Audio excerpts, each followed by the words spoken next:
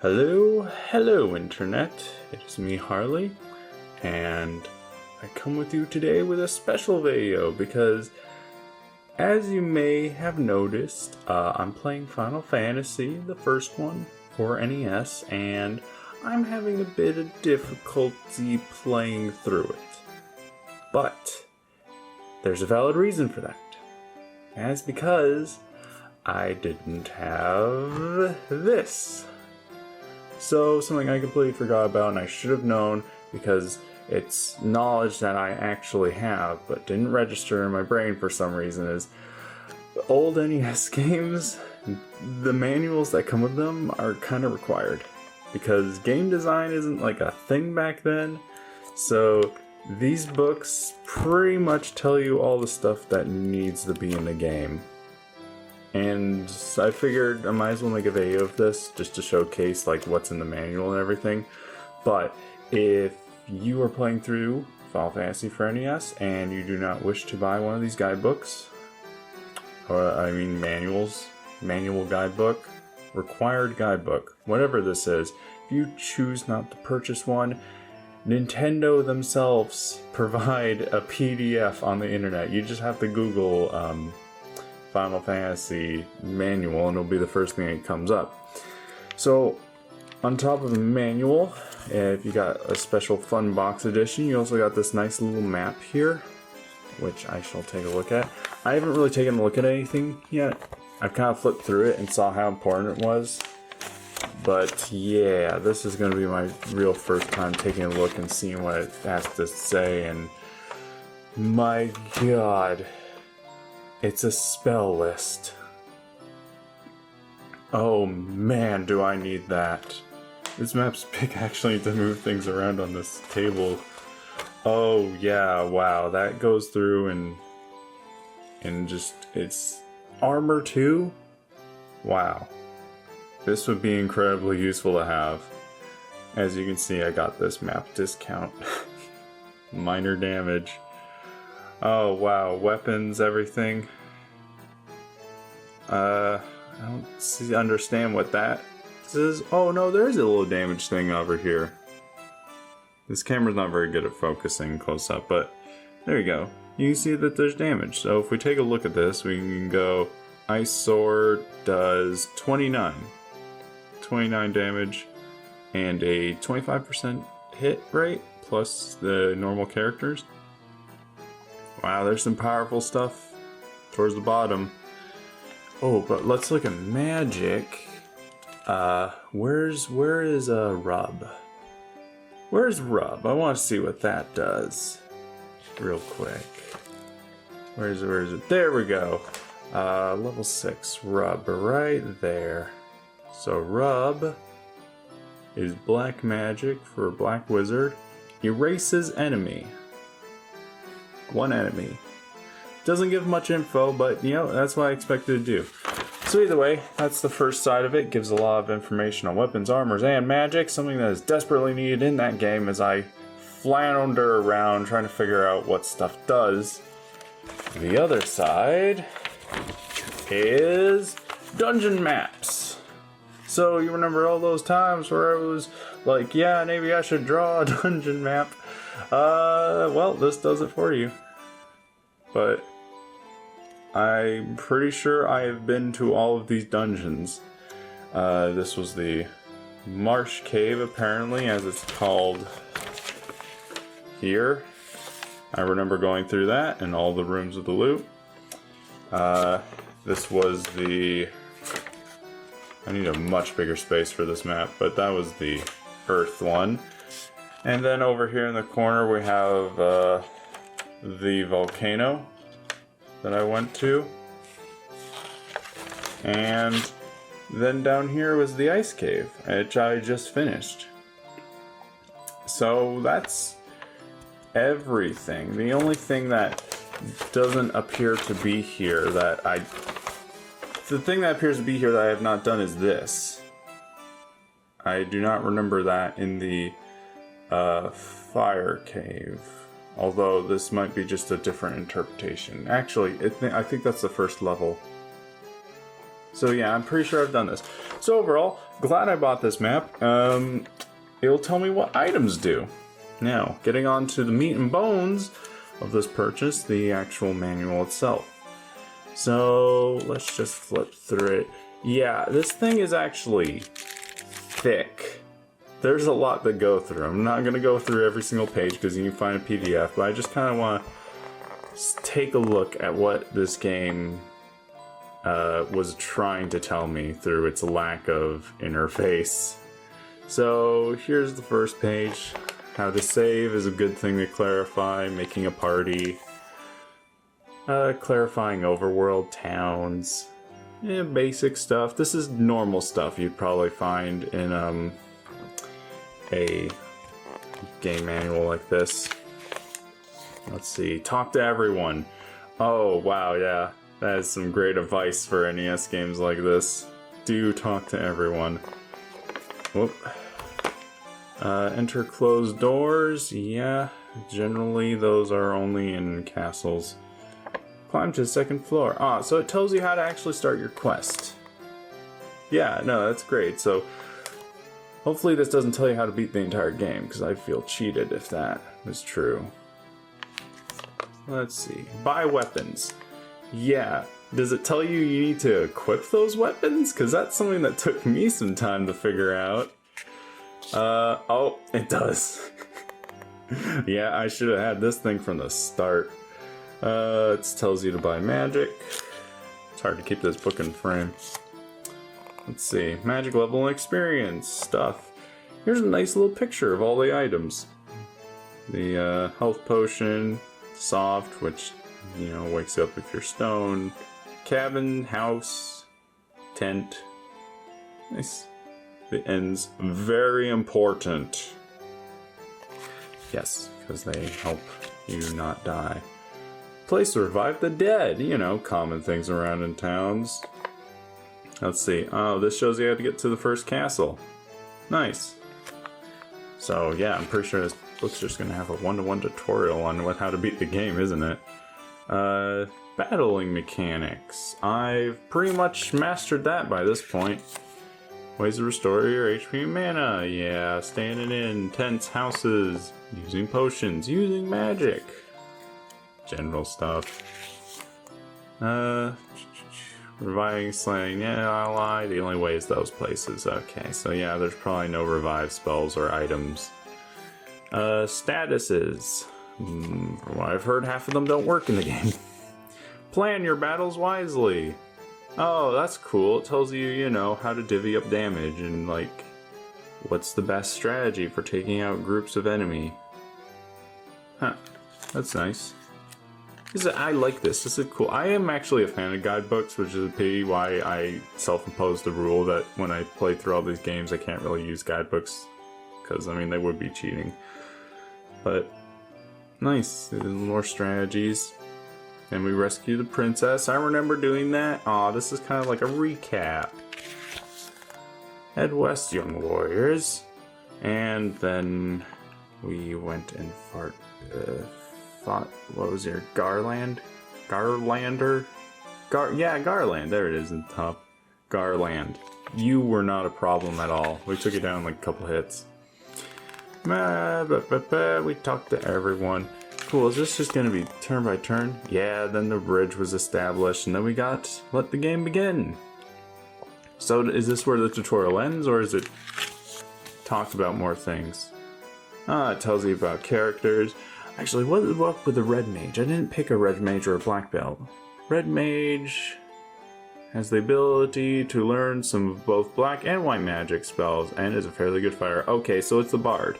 He knows magic, he knows sword. What about you? Master of martial arts, tough both mentally and physically. This warrior can fight efficiently with bare hands, no weapons equipped. I feel like that's like really good in the beginning of the game, but then falls off later when you can't get weapons. Oh, what does it recommend? For beginners. Yeah, didn't do that. I swapped out the fighter for a thief. Default party. Well, that is not a default party. Hold on, you have no cleric in that party. That's not default. Alternate choice. 2 black belts. Okay, sure, whatever. Magic team. No, that seems boring. Super heavy magic team. And powerful fighting. Yeah, well, guess what? They don't have my team comp on there. The cave. The witch. I remember that. We talked to them, and then they, I don't remember. A special spell. What is Tesla? When exploring an area, you should examine everything. What seems silly, for instance, a cave of Mayata can tell the brooms to give you a very useful piece of information. Talking to brooms, it's been said that the brooms talk backwards. The brooms hold a secret. So yeah, I was kind of told about that. I forgot what it means. Wait.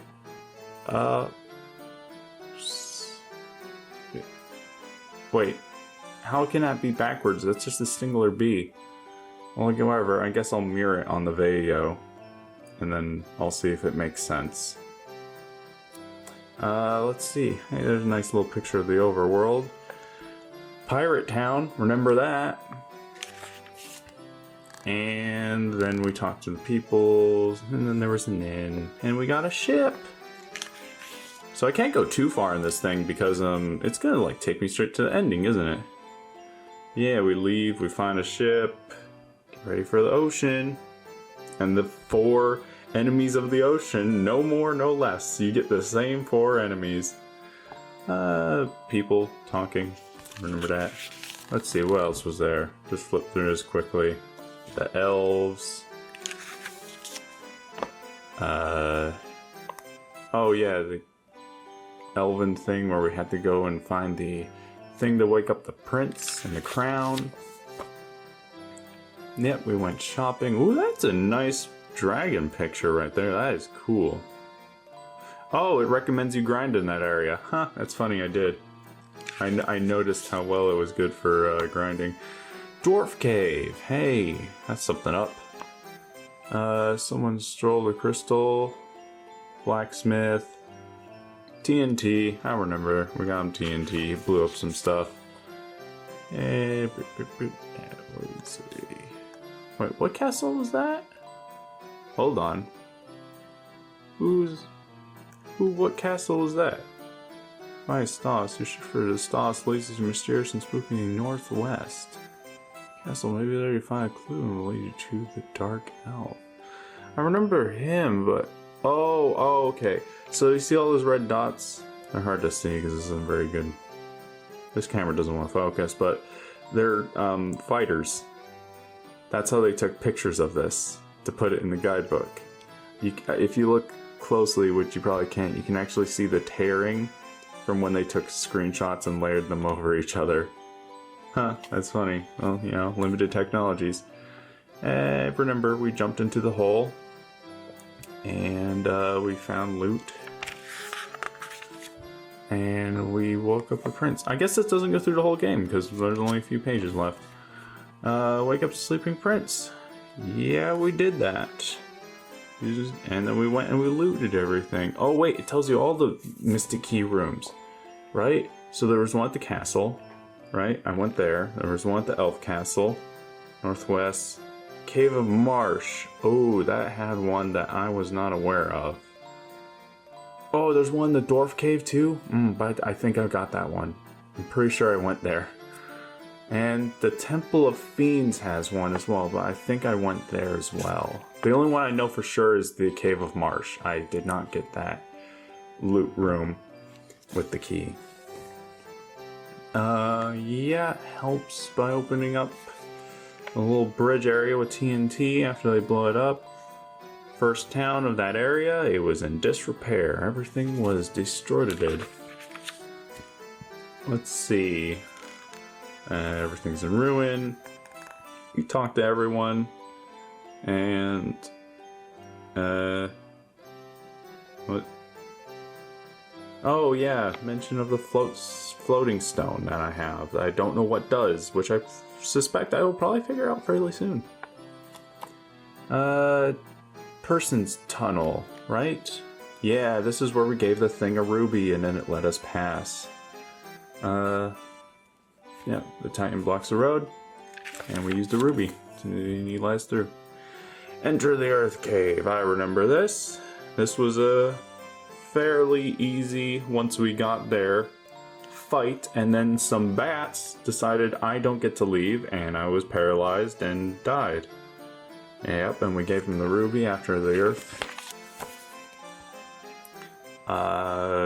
Wizard Guy's Cave. Kind of remember this. Was there very shortly. Didn't have much. Inside the cave you'll find who else? The sage. He must have some great information. He will give you... Oh yeah, that's where we got the crowbar. So we can move the plate, and then we went back. I like I like the little text here. This is a lich. Be aware. It doesn't look like it, but it's a lich. I know you killed him in one turn, but this is a lich. And then we got one of the orbs, which is cool. Whoa, Crescent Lake? Oh, okay. It's just weird seeing this place from like an outward photo. Normally it's really close in and hard to make out. But yeah, the Circle of Sages. We went and talked to those, and then we went sailing around. And I figured out I had a canoe, which I totally forgot about. The volcano. Yes, the volcano was a thing that I did. Monsters of the Flame. Wait, I never encountered the Hydra, did I? No, I think I encountered the Hydra. Spicy Hydra. Sounds familiar. Walk on Lava. Battle against the Fire Fiend. That was a cool enemy. That's probably my most favorite enemy so far, was the six-armed flame snake lady. And then we got another orb. That was great. And we're getting close to the end. So let's see. Ice Cave. What did I miss here? Paddle up the creek. Find the flotaire. So what does this do? Ice Cave is a treacherous place for light warriors with insufficient experience. Yeah, I can attest to that. If you cannot survive the trek through, you should gain more experience before attempting to find the floater. Yeah, I can attest to that. Has to be in that box. How can you get it? Well, you go down, you go around, and then you have fun and stuff. And then what do we do? Oh, the desert? I knew it. I called it. We were supposed to go to the desert, right? Yeah, the such and such desert. I knew we were supposed to go back there. Sail your ship to the mouth of that water. Oh, I didn't know we could go right there. Okay, cool. Desert, where's the airship? And the airship appears and... Wait, airship? Wait, there's... There's an airship. There's an airship. Oh, this game you get an airship?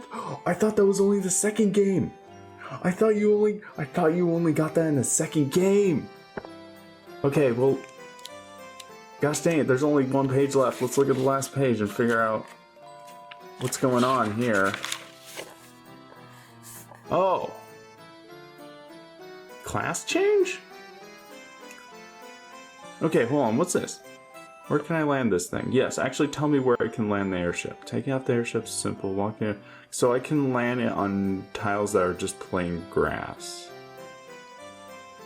Okay, that makes sense. But then we get a class change. Each room will stay after certain conditions are met. This will enable them to purchase some magic spells and equip some weapons they were not previously able to. Oh, that explains the equipment we can't equip. So, Fef will become a knight. Fra will become a ninja. Oh, that's cool. That's cool. Ro will become a white wizard, and Lar will become a white wizard, and Ro will become a black wizard who looks like an evil elf. Dude, why'd you lose the hat? The hat was cool. You should have kept the hat. So, like, they mean, like, yeah, mature into adults. So what, are we a bunch of children going around trying to save the world? And then a little cheat sheet for black magic, which is... Ooh, that did not sound good. Okay, and that's the end. So, wow. Does the game just end there? No, it can't. I still have 2 orbs to go. So I guess the game becomes easier at that point because you get a freaking airship. But man, I was really close. I was really close. But yeah, no, I'm glad I bought that. I'm glad I bought that because it would take me hours. It would probably take me hours before I realized, maybe I'm supposed to go back to the desert. But when I was at the desert for the first time, I did call something's gonna happen there, but I thought it would be like, oh, the last temple will open up, right? Like the last air temple will be there. And then that's where we do the final boss. But no, that's where we get an airship. So, overall, that's the Final Fantasy guidebook. The book that you're supposed to have when you bought the game back when it came out. It's kind of important, isn't it? It's a bit hand-holdy, I'll be honest, but I mean, oh boy, I would have liked that hand-holding, because currently I'm up to like 50 plus episodes on this Let's Play, and if I had this booklet, we'd probably be sitting at like maybe 20 max. Well, 25, I'd do a bit of grinding. So, with that out of the way, join me for the next episode of this series, where I shall return to my Let's Play of Final Fantasy with the new knowledge of what I'm doing, and the fact I can get an airship. Oh, next episode I'm gonna get an airship. Oh, it's so good. That's how I can go to those Caribbean islands. Oh, it's gonna be so good. It's gonna be so good. Okay, so I need to end this. Alright, got a book, got a map. Next time's gonna be great. Bye.